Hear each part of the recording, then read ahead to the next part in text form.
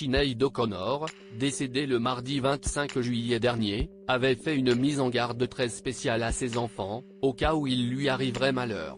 Une demande très originale. La chanteuse irlandaise Sinéad O'Connor est morte le mardi 25 juillet dernier.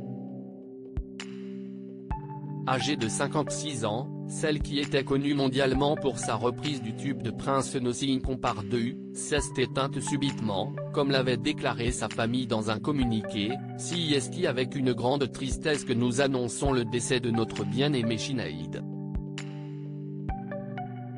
Bien qu'atteinte de plusieurs pathologies, il semblerait que les raisons de sa mort ne soient pas liées à son état de santé, et une autopsie a été ordonnée par les autorités.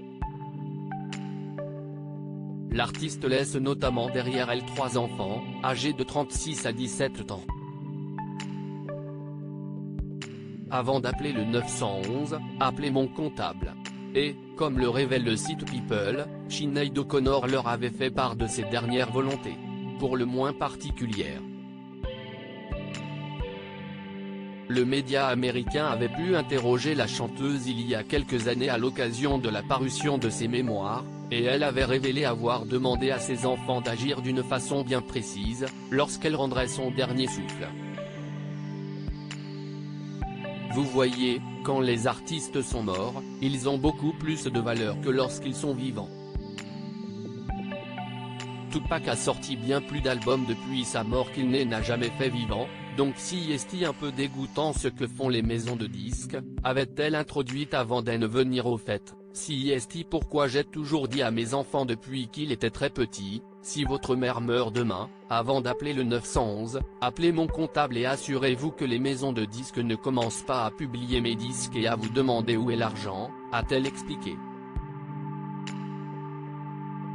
Sinéad O'Connor endeuillée par la mort de son fils Shane. Sinéad O'Connor était maman de 4 enfants, Roisin Waters, 1995, et Shane Loney, 2004, né de son union avec le producteur Donald Loney, Yeshua Bonadio, 2006, issu de sa relation avec Frank Bonadio, son ancien associé.